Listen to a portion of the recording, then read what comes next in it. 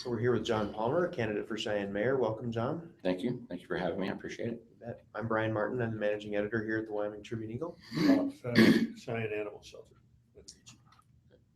And so, John, we want to start with what specific issues or concerns caused you to run for mayor this year? Well, a lot of the same issues that I ran 4 years ago are still in place within the city. There is a disconnect, I think, between the higher levels of city government and the regular working people in the city. Seems like complaints go uphill and then they never get done. They never get handled and they never come back. And that hasn't really changed. And I think that the mayor should be a lot more hands-on inside the department as the manager of the employees. And I know it's hard with as many employees as the city has, but I have managed people, and my form of management is a lot more hands-on. It's a lot more roll up your sleeves, get down to work, find the problem, fix the problem, do it. And I think the last 2 administrations have been procrastinating on a lot of different things. And I think that can be done better. And also the curb and gutter and street work was an issue 4 years ago, and it still is. It's even worse now. And it doesn't seem like it's been as addressed as it could have been a lot sooner to keep the roads from getting as bad as they are. John, could you give an example of what you mean by the more hands-on, something that you may know of that should have been handled differently or wasn't handled the way you believe it should have been? Well, coming from our point of view, I'm a sanitation worker. So we do all our work in the alleys. And we've been complaining for years that the alleys are overgrown and continue to get worse and worse and worse. Some of them are overgrown so badly that street and alley grades around the problems. I mean, the alleys aren't even straight anymore. Some of the alleys actually turn in the middle because nobody's trimmed the tree. And at least 3 or 4 times in the almost 14 years I've worked there, we've been told, get addresses, get alleys, tell us where the problems are, and we'll go out there and we'll take care of it for you. Never. It never gets done. We write down addresses, and our guys don't have time to be sitting there writing down addresses and doing all that kind of stuff. When we tell them it's the 500 block of 6th Avenue, the west side, they say, no, you need specific addresses. Okay, so we get them specific addresses and nothing. The trees are still overgrown. You can look down some alleys and this block is overgrown on the right, that block's overgrown on the left, and you can't even see down the alley. There's some that literally are that bad. And that's just like you asked, one example. There's lots of them. There's training issues, there's equipment issues, there's any number of things. Thank you. Yeah. John, what qualifications do you bring to the table that will help you serve as mayor? Well, I think our mayor's office needs somebody that has been used to being on the ground working. Our government was not set up initially to be run by CEOs and people like that. I believe that our government was set up to be run by the people. That if you had complaints and you had problems, you ran for office, you won the office, you fixed what you had to complain about, and then you went back to work. And I think that I bring a work ethic and a determination to get the job done that comes from usually being one guy having to get the job done. And I think that having somebody like that in the mayor's office that comes down and talks to the departments, that shows up at 6:30 in the morning and talks to the guys. And I understand the mayor's office is busy. I get that, but you can schedule that in during the month where you show up in all the departments with lunch or with coffee or something, and you can tell the guys that you appreciate it in person all the time. And that's the kind of leader I've always been. I did retail management and retail sales for 18 years, and I always led from the middle of it all. And I think that we've for too long had mayors that stay up there on the upper floor, trusting the department heads to get it done, and it's not working. We need a mayor that's going to hold the department heads accountable for leadership failures and for goal failures, just not getting things done. And they need to skip all the department heads occasionally and get all the way down there and talk to the guy that started a month ago that doesn't know any better and is still asking the stupid questions, and stop letting it be. That's just the way we've always done it. And I think that's what I bring. Every job I've ever had, I've worked hard, 110% all the time. And I try to get everybody around me to do the same by setting the example of that, rather than just saying, you need to do that, you need to do that, you need to do that. By getting right in the middle of it and saying, we need to do this. That's the goal. This is the solution. Let's do it. And I think that's what the office needs. And I think that's what I bring to it. John, what do you believe is the biggest challenge facing the city? And once you identify that biggest challenge, name one or two others.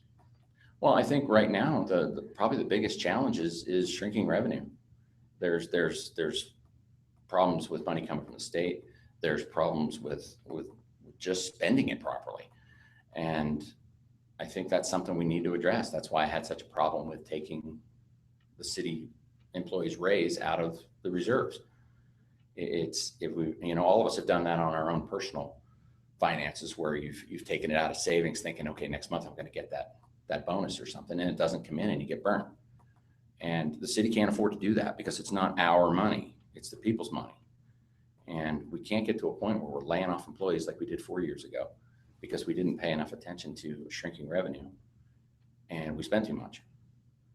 And I think that's one of our biggest things that we need to be watching very carefully, using state forecasts and models to really get an idea of what's coming down the pike. And at the same time, it's the same problem with curb and gutter and streets. The money's not there, but there are other ways to pay for it. We're not married to the 5th penny and 6th penny tax. They have to vote that in every year. And what I think we could do is split the 6th penny away every other cycle and increase the 5th penny to 2%, which is allowed. And then we could spend that money all on roads and on infrastructure and things like that, and not necessarily have to have this great big expensive project going on all the time. We can actually take that twice as much money and put it toward the roads. And then every other cycle, you bring back the 6th penny and pitch those bigger infrastructure projects like the airport terminal and the public safety building and things like that we do need, but we need to fix the roads. And I think that's one of the biggest things. And the West Edge projects need to be looked at, because they're not just development and beautification, they're flood abatement. And all the downtown projects in the world aren't going to matter if it's 2 feet underwater every time we get a flood. If we can't divert that water away from downtown and make it a beautification project at the same time, then it doesn't help anything. And I think that's that West Edge project is very important. So.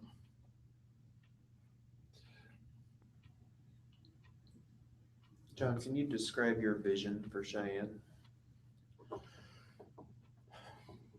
Well, I think my vision for Cheyenne is a place where we can all raise our families and enjoy life and enjoy everything that it has to offer. I think we're concentrating a little too much on this building or a rec center or that building when the city and the surrounding environment has so much to offer. We have world-class hiking, we have skiing, we have so many different things we can do here. And I think people come here not because we have rec centers and not because we have pools. I think they come here because we have an identity as a smaller city, as a Western town, and we have historical landmarks that we can pull from. And I see us in some cases trying to get away from our own history. And I think that's part of what's been confusing our downtown development.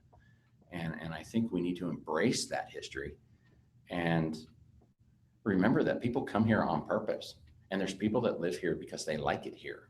They could go to Fort Collins and they could go to Denver. When I moved here 21 years ago, I could have moved to Fort Collins or Denver or anywhere out here, but I didn't. I came to Cheyenne because I wanted a smaller town. And I'm not saying we shouldn't progress and grow and keep things moving and things like that, but we can't just leave the past in the dust. We need to do both. We need to improve our downtown, and we need to have a city that we can all be proud of and included in. I think our government needs to listen to us more, and the people need to really be included in all the different processes and ideas and solutions so that they buy in. And that really is kind of my vision. It's kind of a unity thing where everybody can get on the same wavelength, but you need a leader that can marshal all those ideas and all those different things and keep them in a historical context, but still move us forward where the buildings have stuff in them, where there's businesses downtown that people actually want to go down there and go to. That people remember that, we live out here in the West, okay? We walk to things, we do things. When I go to downtown businesses, I don't worry about parking. I park 3 blocks up and I walk down, and it gives you a chance to walk past other stores, talk to people, and do things. I don't worry so much about that. And I think that the people of the city understand that this idea can be achieved without having high taxes and high fees like a lot of other. I moved here from New Jersey. Believe me, I know about high taxes, high fees, and what happens when you want all that stuff now. And I don't think we're that kind of city. I think we're a Western town that has that history built into the name, and we need to embrace it. And I think that that's the vision, that we need to embrace the past and remember the past and use the past in everything we do. And we need to develop our town in a historical context and have the modern amenities built into it all. And I think that down the road, that'll end up costing us a lot less because the identity is already there. We just need to bring it back out. And I think that's the direction we ought to head. John, can you describe what that would look like if, let's say, we're 1-2 terms into a John Palmer administration and you're doing that, embracing that historical context? What does downtown look like? What does Cheyenne look like? Well, I think we have to find ways to get businesses and things into the downtown buildings, first of all, whether that's somehow compelling property owners to get something in the buildings. And we can work through the historical society and the historical entities to make sure the facades at least look to the period that they were built in. And like Z's Home Furnishings, which looks like a big cube, and it's awful downtown. And there's ways to facade the buildings so that they look period. And it's not necessarily just Old West. We have a lot of period buildings from the early 1900s that are fantastic, like the Heinz Building and buildings like that we need to keep. We need to find a way to use them. We have a new owner to Heinz Building, so hopefully we can get something done with that. And we need to have more downtown events. We need to start more events downtown, like the Tour de Prairie. That should start right in front of the Capitol building, right down Capitol, and go out and finish anywhere. But things like that can be done right in the middle of town. We need to have involvement. We need to really be pushing hard for events. We need to be pushing hard for a reinforcement of our Western history, like the Gunslingers. They're over on 15th now. I mean, we should be having more of those kind of events right downtown. They are right downtown, but I mean, right downtown, like Capitol building in town, and not just during Frontier Days. We need to remember that we're not just Western 2 weeks a year. We really are Western all year long, and our history is full of that. And I think we can make that happen. I don't know if we could get it done in one term, because there's a lot of work to be done downtown to kind of turn that back toward what the town ought to look like. But there's a lot of super qualified people that are excited about doing it with DDA and with a lot of the downtown associations. And these people want downtown to be vibrant, the business owners down there. There's a lot of super good ideas, and there's a lot of smart people in this town. And I believe that if you got somebody that gets everybody at the table to work the problem, that we can make the downtown start heading in that direction fairly quickly. And I don't think it has to take 10 or 20 years. John, what does Cheyenne need that it doesn't have right now, and how would you make that happen as mayor? What I think it needs is to remember who we are. And it sounds, it sounds simplistic, but it's what I said before. We're not about a rec center. We're not about that thing or that thing. Cheyenne is who we are.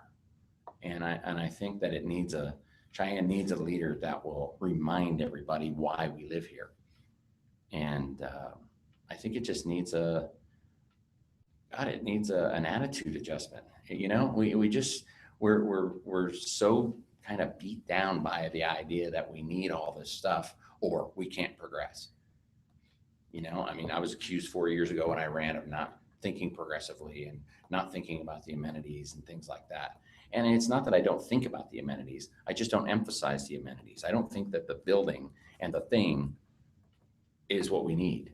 I think we need people who will get loud and vocal about why we live here, that we like it here, that we love it here, that you want to bring your business here because it's a great place to live, because there's great people here, there's great workers. You can bring a manufacturing business here. We're very trainable, we're very diverse, and we can do almost anything here if you just give us a chance to do it. And I think that we're just not being reminded of that on a daily basis. And I think that's the thing.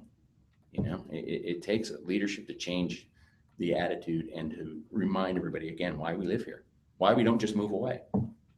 If I wanted all that stuff, it's fine. I can go right down the street and move to Fort Collins if I want to. But they don't move. They stay here for a lot of reasons. And I think everybody just needs to be lifted up a little bit and stop being browbeat about how we don't have stuff. When we have us, we have the people, we have the heart of Cheyenne is the people. And we need to listen to them, and we need to start taking some of their ideas and their solutions and put them to use. John, what supervisory or management experience do you have, and how would it apply to serving as mayor? I have managed retail locations. I managed Peerless Tire here in town, and I've managed Big O here in town. I manage myself because I'm kind of a one-man operation on my job with the sanitation department. So I know managing 4 or 5 or 10 people is a lot different than managing 400, but I think the ideas underneath that are the same. It's the same, setting a goal, finding all the ways to get to that goal. I think getting everybody together and making it happen. And so I don't really think that leadership matters whether you're leading yourself, whether you're leading 1 person, 10 person, or 500 people. I think that leadership is the same. It's a matter of getting down there, talking to people, getting everybody on the same team, getting everybody looking at the same goal and heading them all in that direction. And I've always managed to do that at all the retail locations I've ever worked at. We've always had sales goals. We've always had budgets. We've always had profit and loss statements we have to pay attention to. We have scheduling. There's health benefits to think about. There's safety, there's training, it's all the same stuff that I did as managing small locations. It's just scaled up. But you also have department heads, you also have foremen, and you also have a lot of people that are very good at their jobs that can help implement that leadership style if they know that they're going to have the full support of the mayor's office. And that if we're all on the same team, they know what to do already, and they know what's expected, and they can carry it out. And coming down every once in a while and making sure that it's actually happening is vital. And that's the kind of leader that I've always been in all the management situations I've been in, is the first guy out the door, first guy waiting on a customer, whether it's snowing. I mean, Peerless Tire does everything outside. So, first one out in the snow. And then the guys understand that, and they get it. And they realize that you're just part of the team. You're in charge, but you really are just part of the team. And I think that's important. What's your perspective, John, when you talk a lot about building team and working toward a shared vision? What do you do when someone just continually disagrees with you, or how would you as mayor deal with those groups that don't agree with your vision going forward? Well, I think you have to, for one, you have to expect that when you're dealing with that many people. I mean, even when you're dealing with 3 or 4 people, there's likely to be one that just either doesn't get the vision or doesn't want to. And you have to either win them over, or you have to find a way to make whatever strengths they have work wherever you can make them work. And there's usually, even in complete dissent, where you have one person that just absolutely does not agree with you, it creates a debate where you have to prove your point, and it gives them an opportunity to prove their point. And if you're really paying attention and you're a good leader, a good manager, you're going to find a kernel of something in what they're telling you, and you can work with that. You don't necessarily have to, just because I don't agree with you doesn't mean I can't work with you. We probably agree on a lot of stuff. And if we can make that one thing something that we can work with and work around, then we certainly can. And it really only rises to the occasion where it's a roadblock when they absolutely will not work with you. And then, you know, sometimes it comes down to reassignment or of duties or just plain finding somebody new for the job. You know, there's appointed positions that are running the departments, and every one of those appointed positions is going to be answerable for the goal, you know, to make sure that that goal is being worked towards. And if they're not, I'm going to find out, and I'm going to know, because I'm going to be down talking to the people on the street that had the problem to begin with that we're trying to fix. And I'm going to know whether it's getting work done or not. And I'm going to know that what my department heads are telling me is the absolute truth. John, how would you work to improve the building development process in Cheyenne? Well, part of it, I think some of our problem is the Unified Development Code itself. I fought the Unified Development Code right from the start because I think it's invasive, it's overreaching, and it tells us, it lets the government tell us as citizens and also new businesses that they have to do this long laundry list of stuff just to put a building there, which includes green space, trees, parking, bike access, all that kind of stuff. And I think that these business owners are pretty smart people, and they know whether they need a bike rack in front of their store. And it's up to them whether they want to have it. And it's up to them whether they want to have X amount of square footage of grass. And, you know, we're telling them that they have to have trees. We're telling them they have to have green space. We're telling them they have to keep it watered. But then 10 years later, we're not enforcing the fact that their trees are all overgrown because they didn't want the trees in the first place. And now they're stuck with them. And now they don't trim them. And we're not making them. And I think our codes are arbitrary. I think they're too, again, overreaching. They reach right in there. I mean, they can actually, we have a problem with affordable housing. Part of the problem is because they are making people, when they remodel, when you buy a new apartment, like a duplex or whatever it is, fourplex, and you want to remodel it and put it back on the market, now all of a sudden all bets are off. You're not grandfathered anymore. And now you're under the full effect of the UDC, and you have to have so many square footage of rock or stone or durable surface on there. You have to have certain kinds of sidings. They can actually tell you what colors you can make it. Not specific, but the UDC actually says it has to be earth tones and things like that. And when I asked about that, they were like, oh, that's just a guide. It's just a guide until somebody really wants to enforce it, and then they can. And that adds price, expense to that little duplex or fourplex, and then the rent goes up. And now with the fourplexes, they were talking about putting in sprinklers, which adds another 25 grand or so to the cost, which gets passed right along to the new renters. So I think the UDC is starting to become the monster that I kind of thought it was going to, and it's only going to get worse. It's only going to get worse. They're going to start feeling like they really have that kind of control, and they shouldn't. And they shouldn't. And I think the office itself needs to be more streamlined. There needs to be a real, honest to God, one-page checklist. This is what you need to do to start a business here in Cheyenne. Bam, just like that. And I think there needs to be better communication. There needs to be probably fewer codes rather than more codes. And I think we need to trust these business owners to know that putting up a yellow building with purple shutters and red stripes all over is probably not a good idea downtown. You know, if you want to get along with your neighbors and you want to have business from the entire community, you're probably not going to do that. And I don't think we need to overthink what a business is doing with their own business. And there's a lot of things like the smoking ban in private businesses. I think that was a huge overreach. Those are private businesses. That's private property. Now, if you want to attack it as an air quality problem and have OSHA come in and say these waitresses and waiters and people that work here can't breathe and your level of smoke is too high and you got to fix that, that's one thing. But you can't just come into a private business and tell them you can't have smoking here because it's private property and the customers have a choice to not go there. I stopped bowling for quite a while because I couldn't breathe in the bowling alleys. So I voted with my checkbook. I just didn't do it anymore. Now, if there had been a bowling alley that had a non-smoking environment, I would have gone there. We don't need the city to be banging away at us about every little thing. Usually these things work themselves out. It's like the cell phone ban. Everybody knows that it's the conversation, not holding the phone. That's the problem. So we didn't solve anything with that law.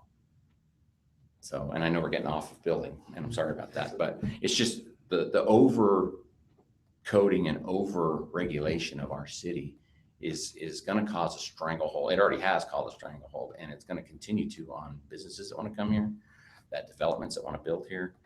And I think we undercode some things and then we overcode everything else. And I think a lot of things could be done different. John, how do you feel about the use of taxpayer money for amenities like the Children's Museum? I liked the idea that the Children's Museum was going to be privately funded. I really did. I like the idea that finally, after all these years, we got exactly what we were hoping for. A private entity, whether it be nonprofit or for business, was going to put a building in there, and that was going to solve the problem. And hopefully we could get a utility corridor built for the Heinz building all at the same time. And maybe the city could help them offset that a little bit because it's going to help the Heinz building. And then all of a sudden the economy tanks, they can't get enough money. And I'm not sure they ever really could have gotten enough money, to be honest. They did raise $3 million, which says a lot. That says a lot to me. That's one of the reasons I usually avoid public funding for these things, because they make no effort to raise the money themselves. But these folks actually raised $3 million, which shows me intent and good faith. But I would rather see it be a 6-penny project that doesn't raise our taxes. I really kind of have a problem with it being a tax increase, no matter how small a tax increase it is. It's still a tax increase at a time when most regular working folks can't afford it. Even that little bit adds up after a while when you buy stuff. And if public was going to pay for the building, I would really like to see us own the building. That way, if the museum can't make it or fails 10 years down the road, at least the public gets a building back. I'd hate to see it end up in court somewhere and end up with somebody in Cleveland owning the building because they went to a tax sale and they got our building back when we gave them the land for next to nothing. So I would really like anything that's private, anything that's publicly funded, we ought to have some stake in it if it doesn't work out. And that way, at least we have a building we can do something with if it fails. John, how do you feel about the development of the Belvoir Ranch? There's been some talk about opening it up to public access. How big of a priority would that be for you? Well, it's only a priority in the sense that we bought it. I don't think we should have bought it in the first place because I don't think they ever intended to put a landfill out there, and that's just my opinion. But now that we do own it, we need to do something with it. Whether it's a huge priority to me, it's kind of not. With finances and taxes and revenues the way they are, I really don't see where taking money out of reserves to do something out there is really the way to go. I would love to see if they're going to put windmills out there, that we get some revenue from that, which we're supposed to. I'm not sure when they're supposed to do that, to be honest with you. I don't know that much about that, but I know they're supposed to put windmills out there, and we're supposed to get some revenue back from the windmills. And I would love to see that revenue go exclusively to the Belvoir to do that stuff, where it stays right there. Anything generated there stays there. And even if it starts off just some basic trails, marked trails and things like that, I would love to see it get opened up to where people can go out there and camp, or people can go out there and ride. And I think you already can on a limited basis. To be honest, I don't usually go that way when I go camping and hiking and things like that, to be honest. But I would love to see it get opened up. But as a priority, right now it's kind of low. I mean, I think public safety and public works are where our priorities need to be right now, with roads, with basic services, fire, police, ambulance, and I just think the Belvoir is kind of, I hate to back burner it, but I just don't think the money's really there, and taking it out of reserves isn't the answer. You just started to answer the next question, which is about budget and savings priorities. Okay. What should the city be spending its money on, and then how much should it be saving in your mind? Well, again, like you said, I think public works and public safety are what government is for. The basic services. If you dial 911, you want a police, fire, and an ambulance to show up. If you turn your water on, you want clean, safe water. And if you flush your toilet, you want it to go away. And when you put your trash at the curb, you want it to get picked up. And I think that's basically what government is for. That, and everybody agrees we want paved roads and traffic lights and stuff like that. So I think that's where the core focus should always be of government, because that's what we're here for. Everything else is just extra. It really is, in my opinion. And I don't have a problem with parks, and I don't have a problem with all that stuff, as long as we have the money to do it. But we're making new developments, put in parks, and then we're stuck with this little pocket park way over on the moon out there that we have to weed eat till the end of time. And I think that maybe the HOAs and those departments could be handling that. And there's no guarantee on the roads, which there should be. But yeah, the priorities need to be right on public safety and public works, because I think that's a vital thing. And when we're 11 police officers short and we got one guy hanging off the back of a garbage truck on routes that ought to have a second guy, I'm not saying every single garbage truck needs to have a third guy, but there's some routes that are just hard to do. They're just designed badly. They're in old sections of the town. And I think that we need to really start focusing on the details and on getting the right people in the right place. And I think that's where our priority should always be. What about savings during this time? I think we should always endeavor to save money and put something in the reserves. I don't care if it's $50,000 at the end of the year on a $50 million budget. We should be putting something in reserves, and it should almost be a last resort to pull it out, because we need to have reserves just for times that I think are coming. Because I don't see our economy getting any better anytime in the next budget or two. And the state is cutting hundreds of millions of dollars, and we're not. We're taking money out of reserves and increasing the budget. And a year from now, we're still going to have to pay that 2.5% pay raise, and then another one, because now the money's out of the reserve, and we're still going to want a cost of living increase, and they should get one. And so that money is just, it's not a never-ending stream, and we need to make sure that we're always putting money back into the reserves. And I don't think we have anywhere near enough reserves. And we should, everybody says the rainy day account at the state, they ought to take it out for this and take it out for that. Well, I don't agree. I think there's a reason the economy didn't crush us 7 years ago. And that's because our state was smart about its money, and they held back when everybody was screaming that they ought to spend the money. And it forced everybody to tighten their belts a little bit and realize that maybe I can get this done with one guy instead of two. Maybe this department can do it with 45 people instead of 50, and it gives us a chance to kind of thin it out a little bit and really see what we need to do. And I think when you do that, you come out the other side of these things, having put money in reserves regularly. And you're so used to doing it that now that you have $1 million or $2 million left over, well, now we can put half that in reserves or all of it in reserves, because we're so used to doing it that there's always that line at the end of the budget that ought to be how much is going to reserves. And I don't think that's backward thinking. I don't think it's yesterday kind of thinking. I think it's very prudent to manage the money that way. And I don't think there's anything antique about that kind of thinking. It worked for this country for hundreds of years, and it can work for the city. To keep money in savings and to have it in there, we're all supposed to be doing that. John, what are your priorities for the 6th penny sales tax? It's coming up pretty soon. Yeah, I to be honest with you, there's an amazing lack of information out there about what's actually being considered. To be honest with you, I went to the city website and the county website, and there's just very little in there about it. I'd love to see the Christensen overpass get completed because of fire and ambulance emergency access. We're building houses out that way, and I know there's an issue with the fire department out on the end out there not being the training facility, not being an active fire station. So the other one's got to go further to get to things on the other side. So I think there's a real need for that. Projects on the west edge, I think there's part of a project for that that's being considered, I think. And I would love to see, I'd love to see our 6 penny get spent more on large infrastructure projects rather than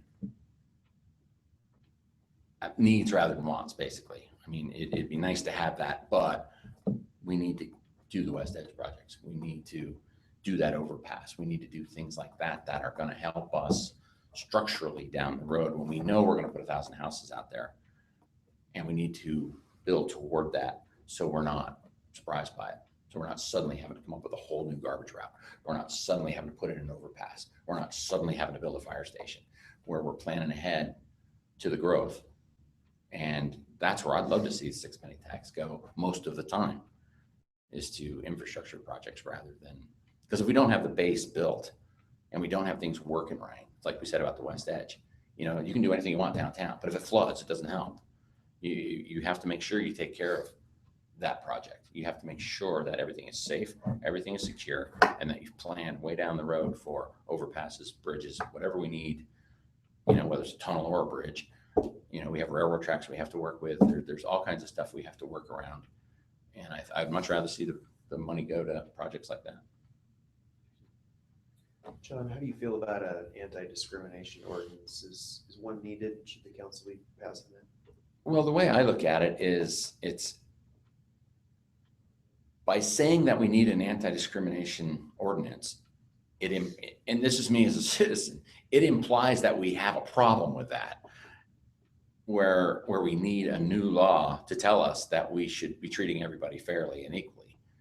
Kind of offends me a little bit as a person and as a citizen that they think we need something like that. Whereas I think we already in this town, I think everybody in this town are decent people that don't do that. And I think it's just throwing yet another law out there on the books to make everybody feel good about themselves, that, yeah, we're all inclusive and we're diverse and hooray us. But I don't think we really need to do it. And I think it sends a message that it's a problem. And, you know, and I'm not saying everybody's perfect, and I'm not saying there's not moments where we're not at our best. But I don't think we need ordinances and laws to enforce what 99.9% of us already think is the right thing to do and the right way to act and the right way to be. And as a business owner, money's green. I don't care what color you are. I don't care what your preferences are. You come into my store, I'm going to take care of you as good as I do the next guy. And what you do with a product is your business. And I just think most people think that way. And I don't think it's necessary. I think we're just, you know, we got one city council person that's trying to get stuff off the books. And then we got other people on city council trying to put stuff back on the books that we don't need any more than we needed the old ones. And I think 50 years from now, somebody will take it upon themselves to realize that was a useless law, and they'll end up repealing it anyway or taking it off the books again. And I just don't think it's necessary. John, how do you feel about the way the city's progressed with the landfill expansion and development there with the trash fee increases and moving away from sending trash to Colorado and expanding Happy Jack? Has that been the way you would do it? And where do you think it's headed? Well, I think, and that's kind of one of the big things that got me running last time was that I think that for 4 terms now of 2 different mayors, we've kicked this can down the road. I moved here 21 years ago, and we were talking about a full landfill then, and we did next to nothing to make it happen. We should have never moved toward taking our trash to Alt in the first place, because it should have already been handled a long time before that. And I think that we have wasted millions and millions of dollars taking our trash to Alt that could have been spent on an expansion. It could have also been spent on mining and relining the old pit that's there. It needs to be relined. There's a perfectly good pit there that can be relined and can be used and would have given us all the space we needed for another 30 years without an expansion. And then the expansion could have been done then if new technology didn't present itself in the meantime. And there is new technologies out there. There is smaller systems and setups that can handle and dispose of trash in a much different way. And it can even be used to eventually mine the landfill and make it go away. And actually, to the city's credit, they do have those future technologies that they're looking into. And I would strongly encourage, and if I win, I mean, that's technology I'm going to look into immediately, even if it's 10 years down the road that we can actually do it. I think we need to be doing things in this city on a 1-year, 5-year, 10-year plan. And I think that's something that hasn't been getting done with the landfill. It's been neglected. It's been pushed to the side, and the money's been spent elsewhere. I mean, $3.5 million got spent on Belvoir Ranch right out of the solid waste fund because they said we were going to put a landfill out there. That was the only qualifier to get that money to go that way, instead of being used on the landfill expansion, which is what should have been done in the first place. We already own the land. We already have a landfill we're stuck with forever. And why would we put trash somewhere else and have 2 landfills that we now have to monitor forever, instead of just expanding the one we have, fixing the one we have, and showing a little leadership in relining that old section? And as far as the fees out there, I'm still trying to figure out why it costs more for you to take your trash out to the landfill than it does for you to take your trash to the transfer station. The whole idea of charging at the transfer station was because we have to drive it to the landfill. Now, if you're going to drive it out to the landfill, why are you paying more? I don't understand that. You should be paying less or nothing, because you already pay a water bill and you're doing all the trucking for us. All we have to do is cover it up. And, should we charge something? Maybe. you know, because we do have equipment out there and all that, but that's coming right out of regular trash fees. And I can't, for the life of me, figure out why we would possibly charge people more to do all the legwork for us. I never really have gotten a clear answer from anybody on that one. I don't understand that. Sir, there's some fifth penny sales tax money and also some general fund money that goes to the United Way for distribution to a series of nonprofits in the city and county. Mm-hmm. Are you familiar with that process, and what are your thoughts on it? I know that we give money to United Way. I know we do a citywide collection because I've actually been a volunteer at sanitation to coordinate that for our department. Personally, I really wouldn't mind seeing a little more diversification.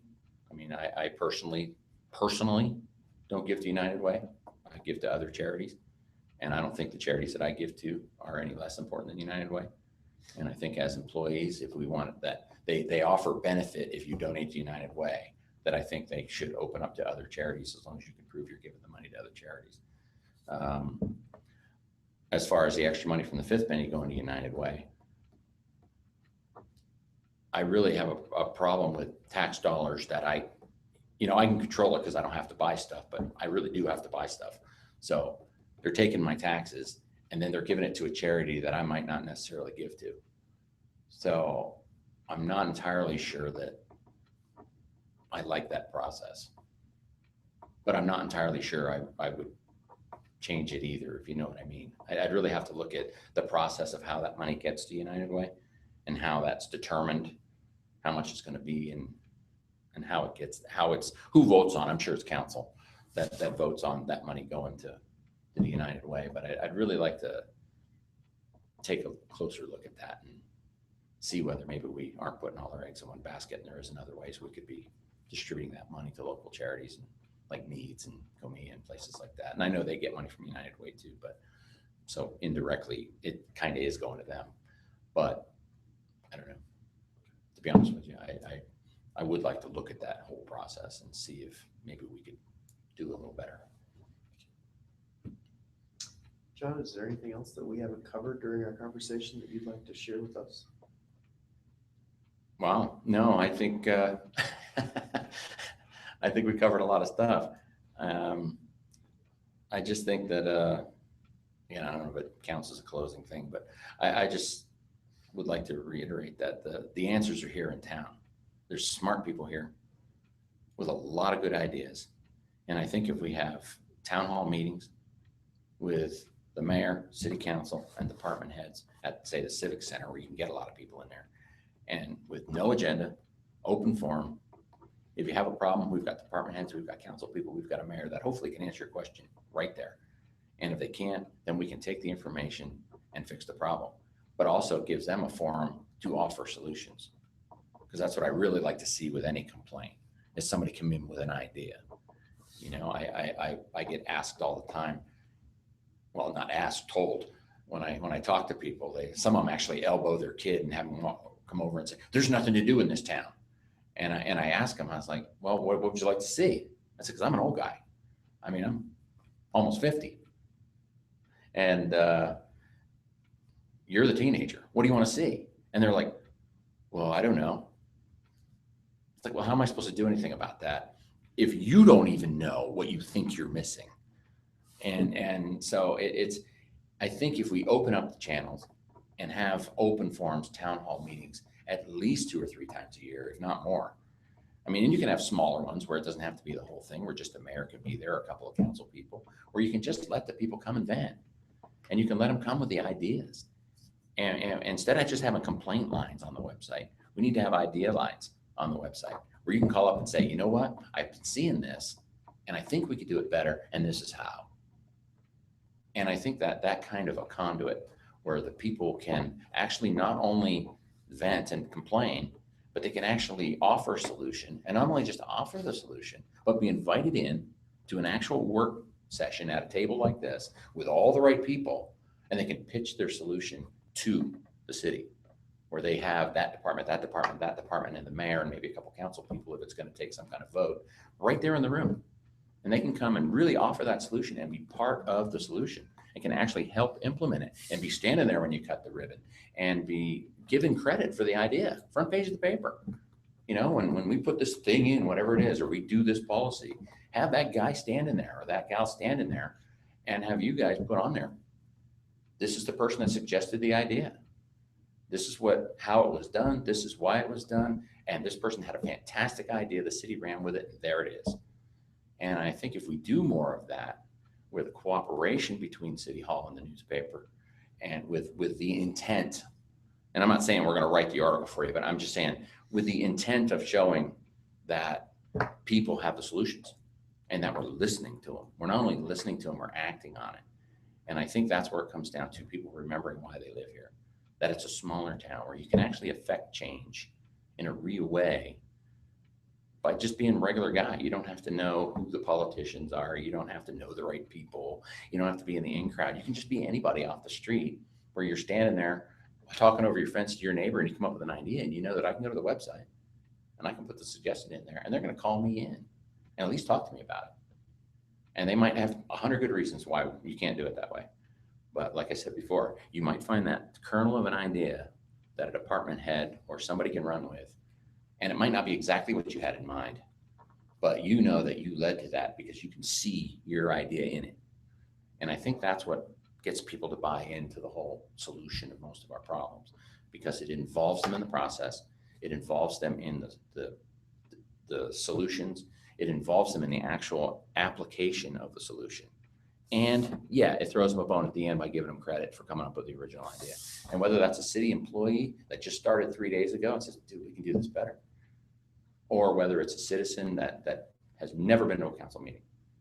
I think that those people need to be heard and they need to be encouraged and they need to be shouted out on the rooftops that we have these ideas here. We don't need to be paying for consultants on every little thing. When we have these ideas here, we need to just listen to the people and run with it, because they're the citizens. They're why we're here. They're why we're in business. You know, we wouldn't be a city government without the people. And if we're not listening to them, which I don't think we are, at least not to the extent we should be, we're lost. We're lost because the people give up. And then you get that separation between the city and the people. And then everybody's just out here shouting at the fence. And City Hall is like, and then it becomes overwhelming. And then you can't address the individual problems because now you've got this noise and you basically zone it out and do the best you can with the people you got internally. And I don't want to see that. I'd really love to be all inclusive and have regular forums where people can predict it and they can come in and give us their ideas. So, and that's what I'd like to bring. I mean, that's really what I'd like to bring is that connection. So Thanks, John. Appreciate you being here. no problem. Thanks for having me. I appreciate it.